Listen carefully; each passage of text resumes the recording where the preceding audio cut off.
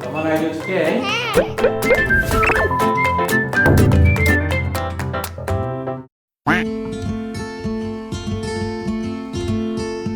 안녕하세요. 구독, 좋아요. 증권계의 촉도사 삼삼한 촉선생 시즌 3입니다. 척이 온다, 척이 와. 자동차 산업의 지각 변동. 전 세계 자동차 산업 시가총액의 대부분을 차지했던 기존 자동차 업체들은 그림에서 보는 바와 같이 이제 그 비중이 절반 이하로 축소되었고, 테슬라를 비롯한 신규 업체들이 빠르게 부상하고 있는 상황입니다. 판매량, 매출액, 순이익이 정체된 제조업 중심의 기존 업체들과는 다르게 데이터 디바이스로서의 이동수단이 만들어낼 서비스 중심의 새로운 비즈니스 모델을 테슬라가 제시했고, BYD 등 후발주자들이 이를 표방하며 글로벌 점유율을 무서운 속도로 늘려가고 있기 때문입니다. 8천만 대 부근에서 정체된 글로벌 자동차 수요 중에 신규 업체의 수요가 2천만 대를 넘어서면 기존 업체들의 집단 가동률은 70% 이하로 하락하는데, 이는 제조업체에게 정상 영업을 유지하기 위한 현금 창출의 마지노선으로 기업 존폐의 위기에 직면함을 의미합니다. 향후 자동차 산업에 진출하는 업체들이 바라보는 성장의 중심은 저마진 내연기관 신차 판매 제조이익이 아니라 데이터 디바이스의 차량 풀을 넓히고 이를 통해 실현할 수 있는 고마진 서비스 수익입니다. 이제는 이런 비즈니스 모델의 명백한 선두주자인 테슬라의 실적이 소프트웨어와 소프트웨어의 가용성에 기꺼이 돈을 지불하는 소비자들로 인해 폭발적으로 성장함을 확인할 수 있고, 이는 곧 자본시장이 인식하는 상품의 수익성 변화로 나타나고 있습니다.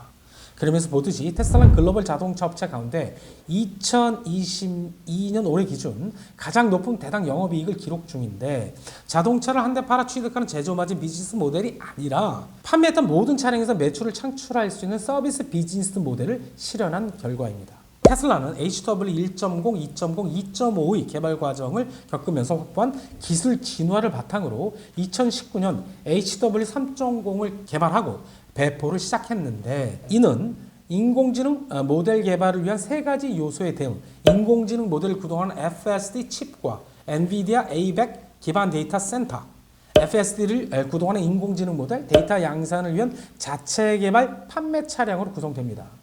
HW 3.0을 이용해 데이터 확보량에서 압도적 격차를 보이고 있는 테슬라는 2023년 HW 4.0을 도입, 주행 인공지능 역량을 더욱 강화할 계획입니다. 자동차의 자율주행 인공지능 서비스, 상품성 개선은 결국 사고율 감소의 형태로 나타나는데, HW 3.0 도입 이후 테슬라 오토파일럿 사고율은 300만 마일당 1회에서 450만 마일당 1회로 개선되었으며, 현재 FSD 베타의 사고 빈도는 이보다 더욱 향상된 수치일 것으로 추정되고 있습니다. 사고율 관점에서 유의미한 진전이 계속된다면 테슬라의 서비스 비즈니스 모델의 정점인 FSD 역시 판매량이 늘어날 것으로 전망됩니다. 이런 전망 속에 2022년 지속되던 자동차 업계의 우호적 영업 환경의 변화의 조짐이 감지되고 있습니다. 지난해 말부터 시작된 반도체 부족, 글로벌 공급망 차질로 인한 신차 공급 부족과 코로나 이후 축적된 대기 수요가 맞물리며 초과수요 현상이 발생, 업종 재고는 역대 최저 수준으로 하락하여 공급자 우위 시장을 형성하고 인센티브 지급액은 최저 수준을 경신, 신차 품귀 현상이 심해지자 신차 가격 역시 가파른 상승세를 기록했었습니다. 하지만 완성차 업종의 주가는 지난 9월 이후 조정 국면에 진입했는데, 재고의 정상화가 유발한 인센티브 상승, 손익 악화 우려가 시작된 것입니다. 장기적으로 신차 가격과 동행하는 중고차 가격은 이미 올해 1월을 기점으로 하락세에 접어들었고, 최근 11개월간 글로벌 자동차 생산량이 판매량을 상회했다는 사실 또한 재고 정상화의 근거를 보태고 있습니다. 현재까지는 현대차, 기아의 영업지표가 양호한 모습을 보이고 있는데, 제한된 글로벌 수요 환경에서 홀로 재고 인센티브 상승이 산업 기조를 역행하기는 어려울 전망. 게다가 2023년은 현대차, 기아의 주력 볼륨 모델이 노후화되는 기점으로 신차 사이클의 막바지에 접어드는 시기이며, 자동차 산업 내 유일하게 성장하는 BEV 전기차 시장에서의 점유율 또한 저조한 상황입니다.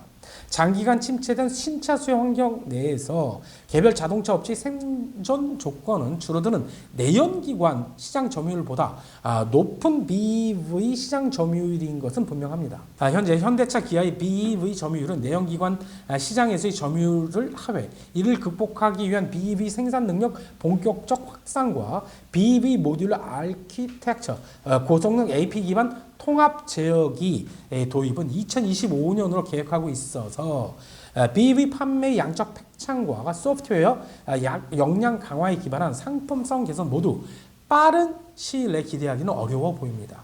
마지막으로 점검해야 할 리스크는 러시아 철수 가능성과 적자 지속 중인 중국 법인입니다. 현대차 러시아 공장은 작년 23만 4천 대를 생산했으며 올 상반기 말 기준 자산 규모는 2조 6천억. 지난 3월부터 조업 축소가 시작됐으며 현재는 가동을 완전히 멈춘 상태입니다. 현대차 철수 시 판매 법인을 운영 중인 기아와 제조 거점이 진출해 있는 현대모비스, 현대유야 등 부품 업체들의 동반 철수가 예상됩니다. 이미 강제 매각이 진행된 자산규모 3조 생산능력 15만 대 르노와 자산규모 1조 생산능력 10만 대 닛산의 전체를 밟는다면 대규모 손실 반영이 불가피, 보유연금과 처분 가능 자산은 제한적인 반면 상환해야 할 비용과 손망실로 인식될 자산규모가 크기 때문입니다.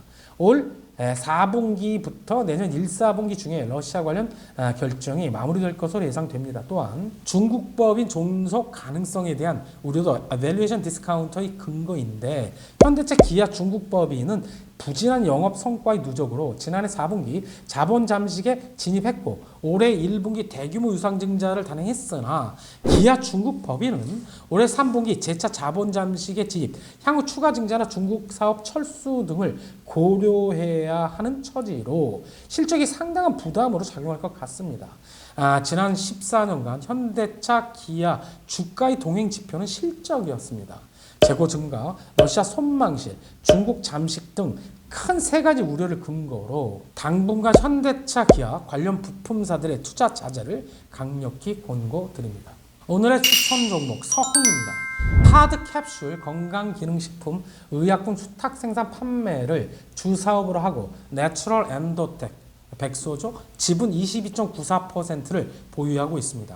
성의 주요 제품을 보면 하드 캡슐, 건강기능 관련 캡슐 등 캡슐 부분과 젤라틴 등 원료 부분이 매출의 대부분을 차지하고 있습니다.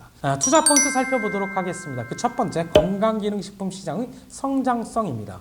성은 의약품 캡슐 사업이라는 안정적 캐시카우의 건강기능식품 사업 확대를 통해 성장한 알짜 기업입니다. 국내 건강기능 식품 시장 규모는 지난해 4조 9천억으로 전년 대비 6.6% 증가, 최근 3년간 연평균 6% 이상 성장했고 올해는 5조를 돌파할 것으로 전망됩니다. 이렇듯 건기식 산업 자체는 꾸준히 성장하는 추세인데 특히 해외 신규 고객 확보를 통한 신성장 동력 마련에 적극적인 기업 위주로 고성장을 지속할 것으로 보여집니다.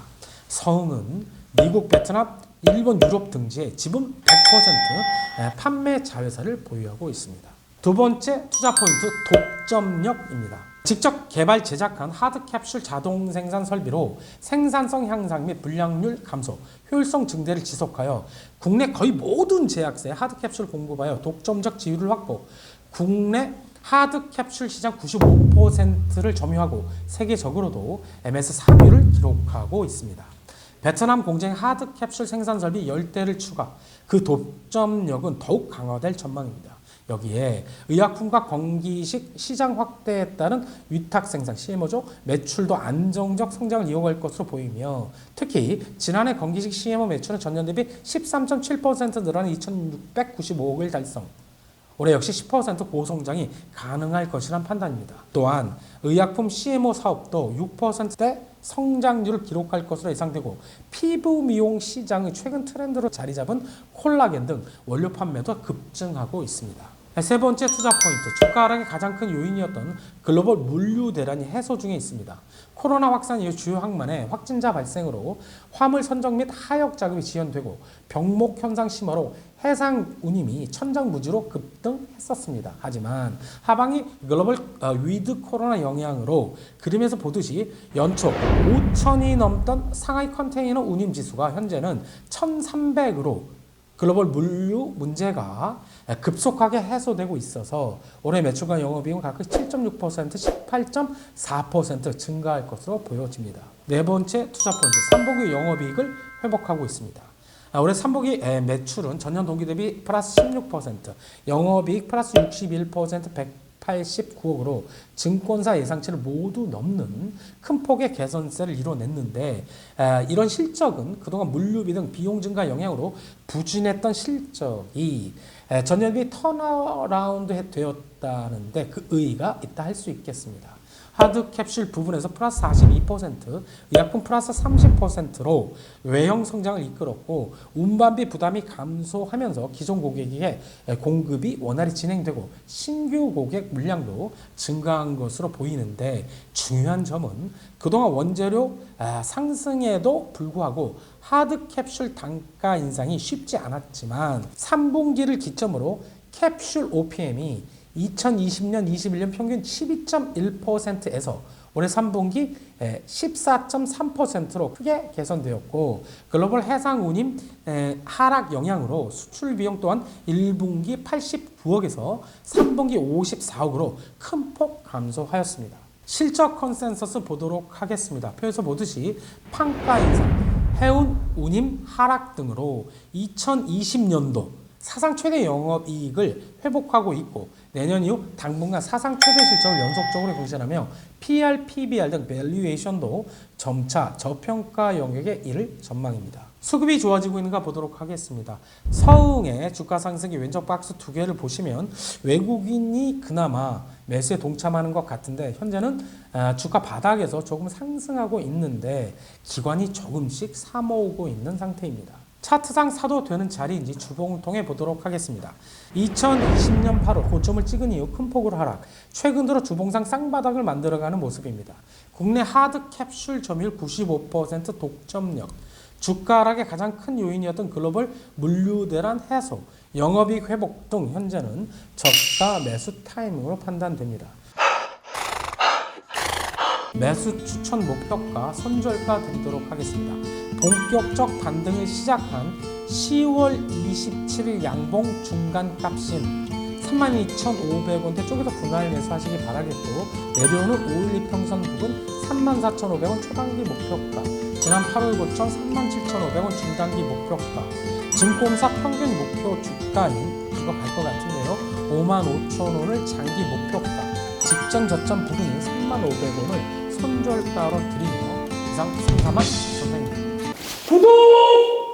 좋아요! 속선생이다. 알람 설정까지